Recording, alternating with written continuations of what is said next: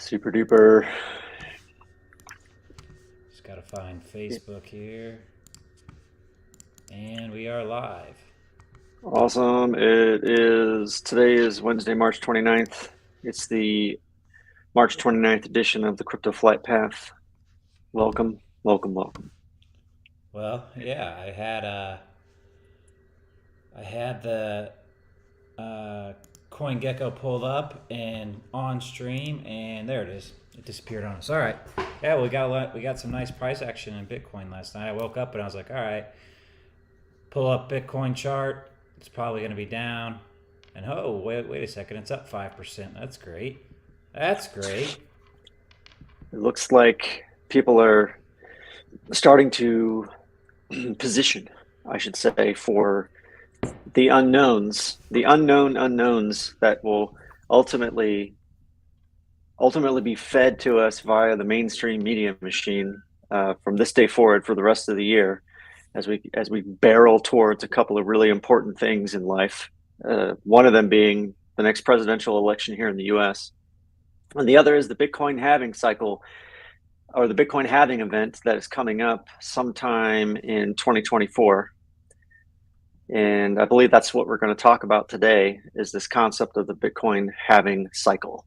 Yeah, That yeah, had, yeah. I think it's important to kind of get this on people's radars, especially with it being basically about a year away. We just kind of wanted to go over it and discuss the 4 year cycle narrative that's been around Bitcoin since, basically its first halving. And it's called the halving or the halvening.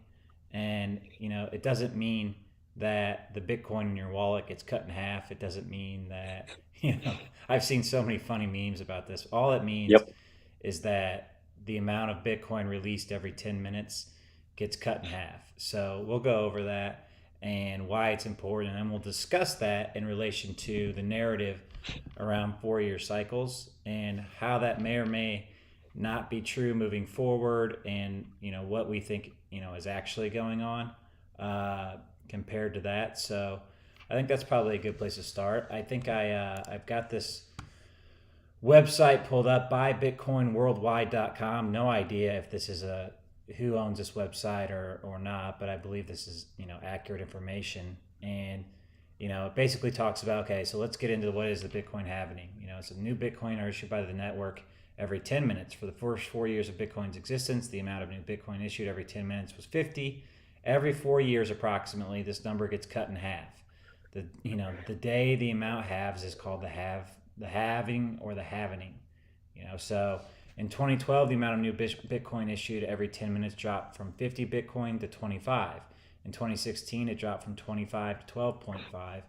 And in the most recent 2020 halving, the reward dropped from 12.5 to 6.25 Bitcoin per block. And in the next halving in 2024, it'll drop from 6.25 Bitcoin to 3.125 Bitcoin every 10 minutes. And I think that's important for people to understand, because what you're basically talking about is the inflation rate of Bitcoin into the economy. So the supply of Bitcoin released every 10 minutes and every day and every week and every year gets cut in half every approximately 4 years. Or as you continue to scroll down, you can read that it's not actually done every 4 year. It's done every 200 and some thousand blocks. Ted, do you know the exact number?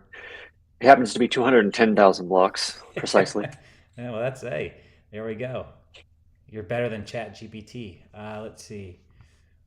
I'm gonna put up a domain, chat TED, and I'll accept Bitcoin payments via There the you Lightning go. Network. There you go. Now you're Very talking. low There's fees.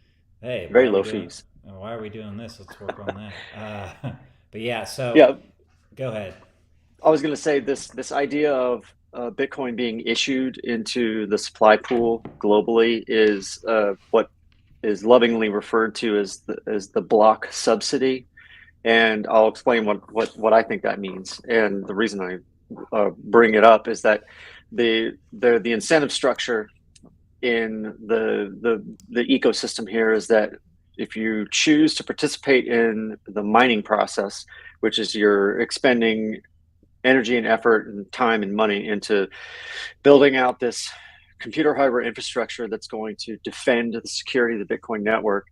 The the network rewards the participants with the subsidy every 10 minutes. So I can make an analogy briefly to understand this idea of the block subsidy. And what I mean, and what that means is that when a new block is successfully minted into the Bitcoin blockchain forever, the the mining node that completed the or that did the finished the proof of work. The thing you hear in the media, the FUD cycle talks about proof of work, and what the mining node does is it solves a very complicated math problem. The first mining node on the network that does this successfully gets the privilege and the right to mint the next block into the blockchain and etch it into it for forever.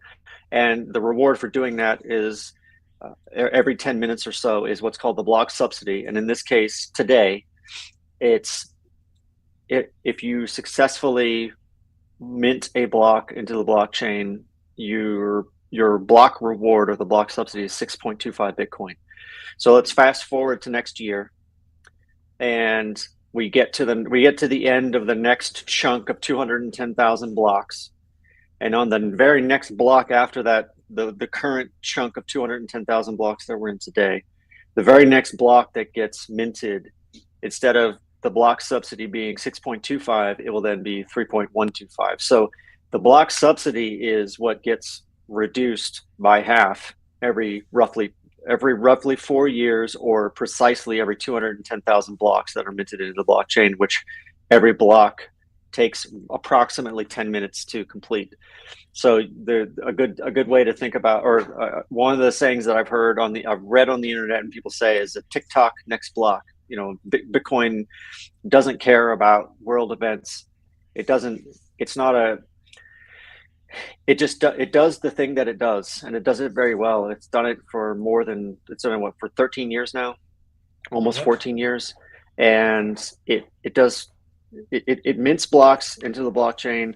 The network is secured by the network participants, which is represented by the hash rate, and that's a whole nother topic. But circling back around this concept of a block subsidy, it's akin to what you would call Bitcoin's monetary policy.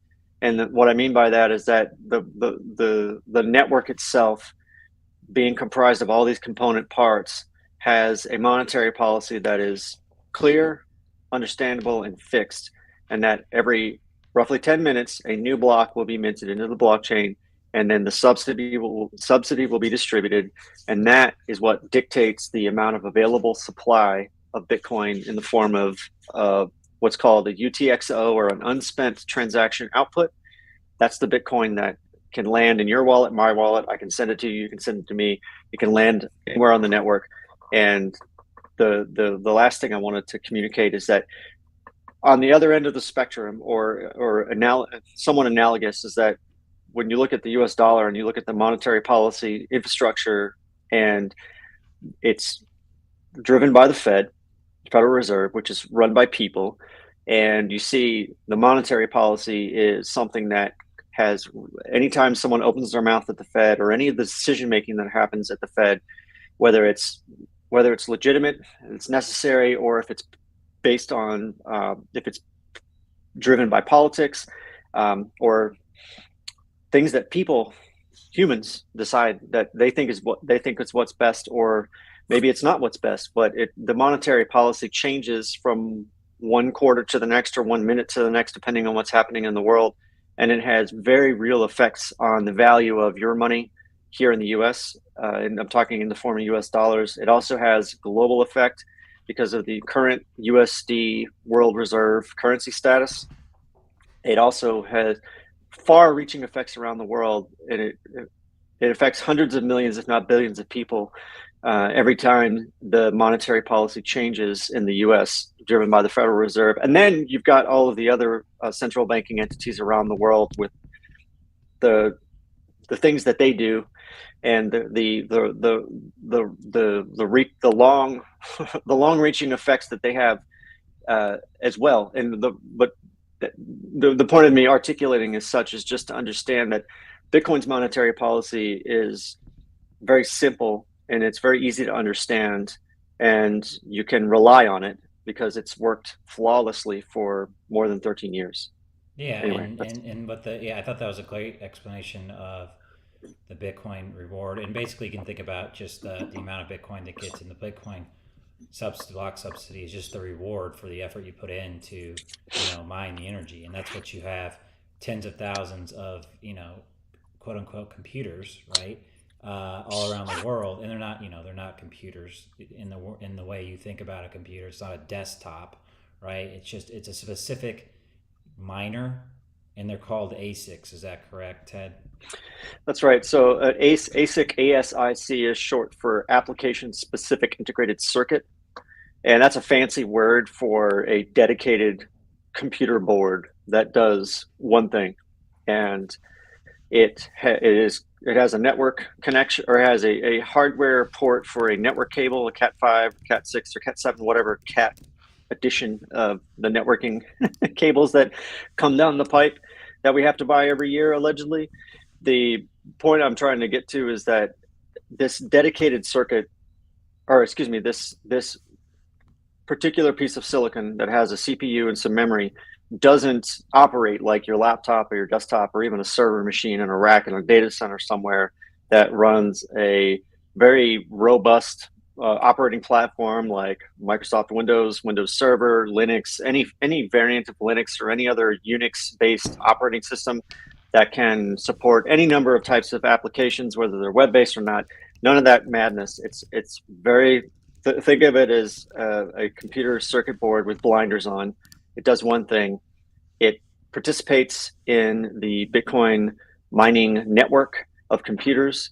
It it knows how to what's the word I'm looking for? It knows how to understand what proof of work is and how to participate and actually attempt to solve the complicated math problems that constitute or that are the basis for the proof of work mechanism or the consensus mechanism, which is what helps, or what facilitates, not help, it facilitates the network doing the good things of validating transactions, making sure that they meet all of the rules, no matter at any point, at any one of the participants in the network.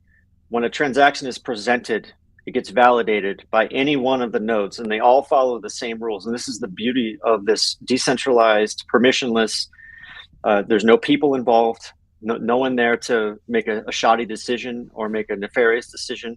You either present a transaction to the network that can be validated successfully, or it gets rejected. This is globally. Yeah, It's amazing when you think about yeah, this, and in my opinion. I got a picture pulled up of what this actually looks like. This is one of these miners, and then this is I guess it's a 3D rendering of what a Bitcoin farming warehouse looks like. But they just, essentially, you just got to think about it is all of these guys, connected to each other, and they've got server racks that go around and they use energy to try to solve that math problem to get that. Right now is 6.25 Bitcoin every 10 minutes, right? And next year it's going to be half of that number, so 3.15 or whatever that number is. So it's interesting because you can see on this chart here, the blue is the uh, total number of Bitcoin issued, and the orange is Bitcoin's inflation rate, which will continue. Here's where we are now. In April of 2024, we'll be at 3.125. In 4 more years, we'll be at 1.5, 0.78, 0.39 every 10 minutes. And so you can see that the amount of Bitcoin issued in the blue line will go up and peak out essentially in the year. Let me see. I want to get this right because it's on here. I think it's 2140 is the last Bitcoin to be mined, but That's what I was 98. gonna say. Okay, yeah. Okay, so here you go. All 21 million Bitcoin will be mined by 2140, but more than 98% will be mined by 2030. So I think that's interesting to talk about. in the sense that the supply of Bitcoin is going to become very, very scarce, and it gets even more scarce essentially every 4 year, 210,000 blocks. And so, Yeah, the thing I wanted to communicate there is the beauty of this that diagram that you were showing is that the blue line represents over time the amount of Bitcoin that will be released into, think of it as being released into the system that's available for people to transact with. And that every every 210,000 blocks, the amount that's released every 10 minutes or every block minting is cut in half. And by 2030, we will have 98% of the total supply that will ever be available on the Bitcoin network will have been released. So that means that from 2030 to 2140, it's going to take, what, 110 years for the last 2% to be minted. yep, So, and meaning that you want to talk about fixed, like with mathematical certainty, that Bitcoin is a fixed supply asset. That's such it's a simple concept. This idea of a fixed supply of something is very simple, but it's been my observation that when people think about Bitcoin, it it's hard for people to understand. And what I get it. It's not that I didn't come out of the womb understanding this kind of thing. It's taken some time to really think about it and dig in and ask. When I had a question about it, try to find answers. And sometimes information is good and it's clear and concise, and sometimes it's not. And what I'm trying to communicate there is that this at, at at various levels in society, you have people like regular guys off the street like me that understand this, and then you have people that work in the banking system that will balk at this because, and I'll tell you why I'm saying this, is because the idea of a fixed supply of something is it's hard for people in the financial, in the money management world and Wall Street at large. This idea of issuing shares is something that creates money making opportunities for market participants, for organizations, for market makers, for banks. And there's one of the challenges in investing in the stock market, for example, is that companies can issue new shares of themselves at any time. And this happens every day of the year at various levels, different organization size, different markets. But the point I'm trying to get to is that one of the ways that companies and market participants, market makers make money is that they mess with the supply. And another way to articulate this idea of supply, fixed supply versus variable supply, is think about gold for a second. Gold is something that has to be mined from the earth. And even with all of the challenges and all of the logistical issues and nightmares and other things that make it very difficult to extract gold from the earth profitably, there's still every year the supply of gold does go up to some degree. There's some number of basis points that is roughly calculated, and still, if people think about gold as being a relatively fixed supply asset, but you just don't know when the next seam of gold is going to be discovered. And lo and behold, a couple of weeks ago, there was a headline that in China they discovered something like $3 trillion worth of gold, and which to me was just nothing more than a hit piece to scare a bunch of people out of the gold market. Because just because you find some gold in the ground doesn't mean that it's worth going after to mine it and bring it to market and deal with all of the costs that are involved there. So anyway, I digress for a second, but this idea of a fixed supply asset is a really, really hard concept for even the best minds on Wall Street, because it flies in the face of the money making apparatus that exists today, and the idea that you can issue shares at will, you can do stock splits, reverse splits, and use the equity in your business to raise capital and put the lending burden on some public market participant, like somebody in a 401k or something like that. And circling back around to this halving cycle and the block subsidy changing over time and going down while the supply slowly gets less and less and less and less being released into the market over time with a very clear and mathematically verifiable point in time of when it stops. And that is probably one of the most powerful concepts, I think, in all of crypto is the fixed supply concept. I would That agree. No, I think so too. And I think another thing to consider, there's 21 million Bitcoin that'll ever be released. Of that number of the Bitcoin that have been released, it's estimated that 3 or 4 million are lost. Okay. And this happens because, people forget their passwords, they lose their, ledgers and forget their, lose their 12-word key phrases. It's just a percentage of them will be lost and have been lost. And so, what that leads us to is even more scarcity, right? And that's the thing that I don't think the market's woken up to yet, and that people are starting to wake up day by day to the absolute scarcity of this asset. And it's a digital asset, right? And so there is a learning curve that people have to do the work to understand. And that's why we say, you have to do the work to understand this and educate yourself on it, is because, yeah, there is some work to do before you understand this. I mean, you've got to learn, it's not even learning, it's unlearning a lot of things that you were taught about how money should work. All right. And so, you know, this is a good starter point to kind of understand what's going on, why, what are they talking about when they say Bitcoin halving, what's happening. And so I think we kind of gave a good explanation of what's going on. I wanted to kind of jump into, okay, so great, Josh, what can we do with that? Well, because of this, what you have, and I'm going to pull up our friend Rec Capital again, super. and you get patterns that emerge in cycles. This because of the 4 year nature of the Bitcoin halving, or the fact that it takes approximately 210,000 blocks, which roughly at 10 minutes apiece, you know, plays out to about 4 years. These cycles and patterns emerge, okay? And just because they've emerged in the past doesn't mean they will continue to. But I'm of the mindset that, we have these 4 year cycles until we don't. Eventually, this pattern will break.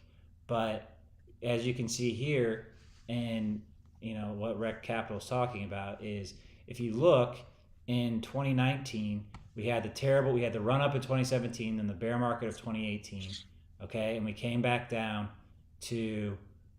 Can you see this? My mouse on the screen, Ted. Yeah. I'm trying to think in Streamlabs. I want to make sure everybody. For some reason, I can't see. It doesn't show up in Streamlabs. Uh, but anyway, if you look at 2019, see the 2018 and 2019 we're looking at right here. Uh, Hmm. you had a downtrend and it was broken, in April of 2019. Fast forward to today, we had the run up of 21, bear market of 22, 2023, and it looks like this downtrend is getting set to break when? In April. So these are patterns that present themselves, and I'll pull up another chart from Red Capital that does you know a better job of kind of explaining these 4 year cycles. Okay, and so he says on April 1st, 2019, Bitcoin broke out to confirm a new macro uptrend. Bitcoin will print a new monthly close above the macro downtrend to confirm a new macro uptrend on April 1st, 2023. Such are the historically recurring principles of the 4 year cycle.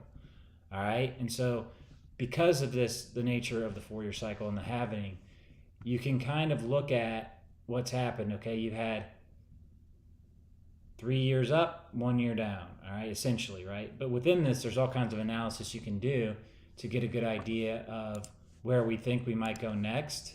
Uh, and I think what it does is it just kind of gives you a framing and a context of where we're at price wise. And, because the price is irrespective of the 4 year cycle and the halving. Bitcoin has no idea there's a price attached to it. It doesn't care, right? That's something that we do as market participants. Like if Bitcoin, didn't have a price attached to it, right? So you get into the security reasons and why, you know, miners expend energy, because they do it because they expect to make a profit, right? Okay, so but take that aspect out of it.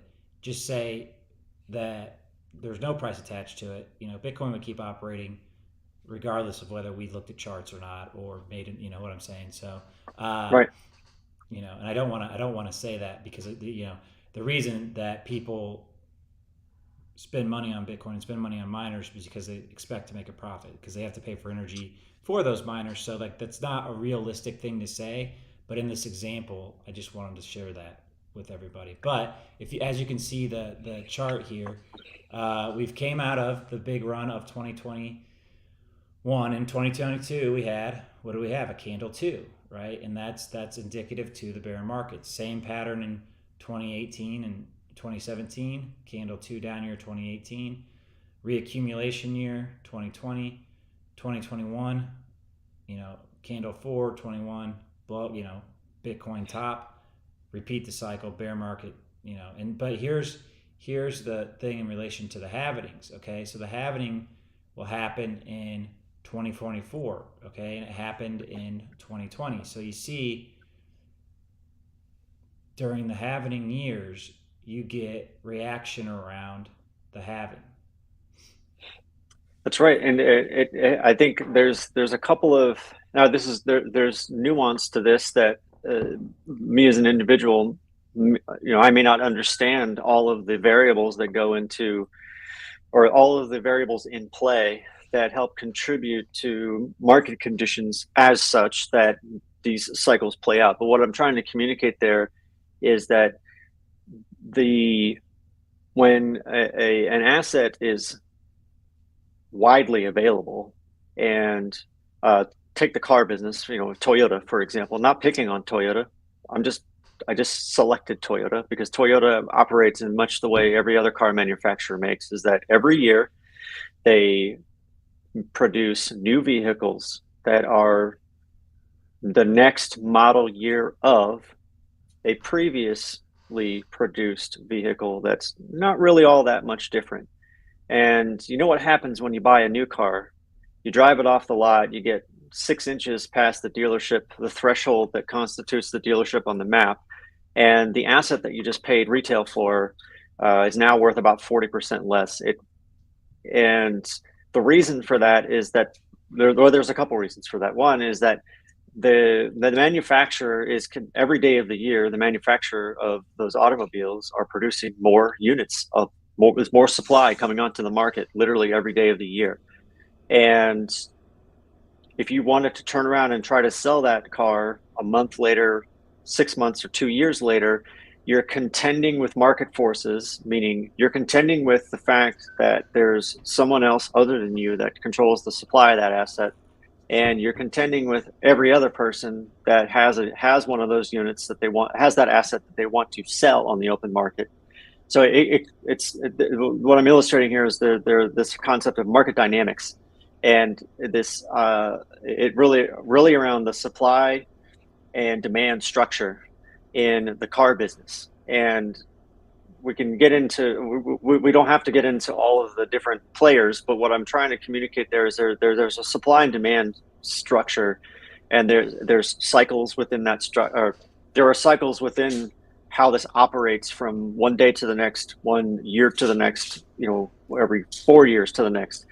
And this is a setup for what I'm trying to communicate now, is that today with the current block subsidy is a 6.25. That means every 210,000 blocks, 6.25 more Bitcoin will be released into the supply. You can think of the network as being the manufacturer of Bitcoin. And the beauty, though, is that it's the Bitcoin network itself alone is the manufacturer. And there's a very fixed, and I say it's not very, it is absolutely fixed, meaning it's known ahead of time how much Bitcoin is going to enter the supply pool every roughly 10 minutes or every block that's mined. That number, to really drive the point home, is that you don't know from 1 year to the next how many cars Toyota is going to produce. They may make a decision that they're going to overproduce this year because they see something in a macroeconomic outlook that tells them that they're going to have trouble selling cars next year, so they better overproduce this year. So they may flood the supply, they may flood the market with excess Toyotas. There may be a good reason for that, but it has nothing to do with what's good for you as the consumer or the buyer in this case. What is different about the Bitcoin network is that this idea of oversupplying the network doesn't happen. In fact, it operates in reverse. Every 4 years, the block subsidy gets cut in half and gets cut in half and gets cut in half and gets cut in half. And over time, the adoption rate of the Bitcoin network, or excuse me, Bitcoin market participants, people like you and I, who one mind at a time and one wallet at a time, are going to wake up and realize that we need to acquire this asset because of all the wonderful reasons that we don't have to get into right now.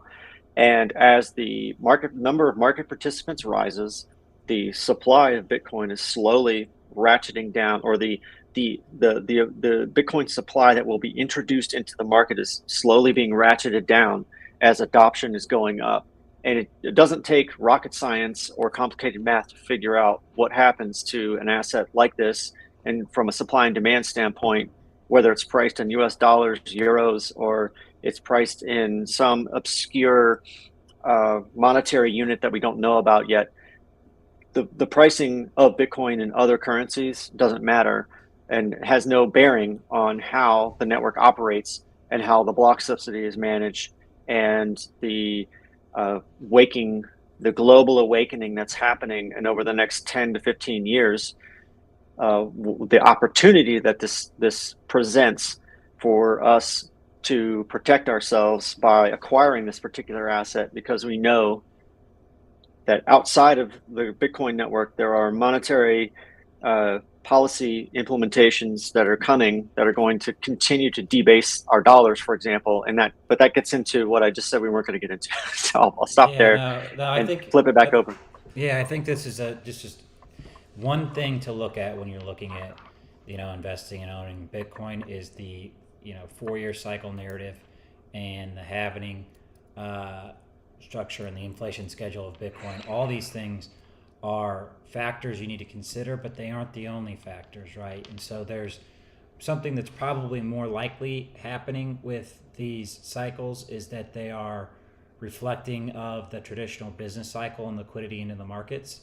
And so those operated at around 3.5 years. And so it's pretty close, right? Now, you could argue that, whoever Satoshi was knew this and, you know, timed it pretty dang close. The halvenings also happen to happen on election years in the United States, which is interesting. So I don't think these things are accident. I think they're worth your time and attention. And if you're going to own Bitcoin, you definitely need to understand these things. And if you're going to trade it, somebody like Rhett Capital, I highly suggest you follow and subscribe. He's got deep dive videos that, 18 bucks a month, and you'll learn more about Bitcoin and these cycles than, you ever thought was possible. And it will help you, right? And now these cycles don't always have to repeat, but so far they have pretty accurately. And so it's just another tool in your tool belt as you go down your journey of owning Bitcoin. This is something that is, signal and not noise, right? This is a resource you can use to educate yourself on the 4-year cycles and the price action in them. So I'd highly recommend following Rec Capital, subscribe to his stuff, and continue your journey that way. I think that's a I good place second that to. emotion. Good place to wrap it up. Ted, do you have anything else to say? I agree. Good place to wrap it up. I just to reiterate what you're saying, Josh, is that the finding good resources is really just as important as the desire to understand this thing or begin to develop a more clear understanding of this thing, is to make sure you're looking in reliable, trustworthy places. And the Rect Capital resource, as you so clearly and well articulated as such, is a good place to start. In USD terms, the $18 a month is money well spent. You could think of it as this way, and then we can wrap it up. Is that you're taking 18 US dollars every month and you're putting it to work for your own benefit. Yeah, And and that's the this is just our we're not affiliates with Rec Capital. I've just followed him for a long time, and I know Ted appreciates his work. So what we want to try yeah, to do here is give that's a people freebie. the give people the resources they need to educate themselves, and that's what I think our goal is. We can sit here and talk about stuff, and you'll hear us sometimes like been doing this a long time. There's stuff that I still fumble. I'm not extremely technical. But you learn every day, right? And so, like you said, Ted, the good resources, and because there's so much noise out there, is exactly why we started this, is to help people learn how to educate themselves and point them in the right directions of where to go. And I think this is a great start when you're learning about the 4-year cycles. He's got a lot of free info too. You can follow him on Twitter. Everything that we show on Twitter from him or on Streamlabs is stuff he posts publicly. So his deep dives have more in-depth information. Obviously, not going to share that on here, but he's got a ton of public information that is out there, and it's a great one of many great places to start. So I think that's a great place to wrap it up. And then so today talked about the 4-year halving cycle, how you can use that in your investing as kind of a tool in your tool belt, is one narrative that is in the space that seems to have held up pretty well so far. That doesn't mean it's always going to, but use that in combination with other things you learn, and talked about finding the right resources to help you on your journey. So that being said, I think I'll wrap it up. Ted, you got any last words? Happy hodling. All right, man. We'll see you tomorrow. As always, not financial advice. Please do your own research. Like we said, educate yourself. We're here to give you the resources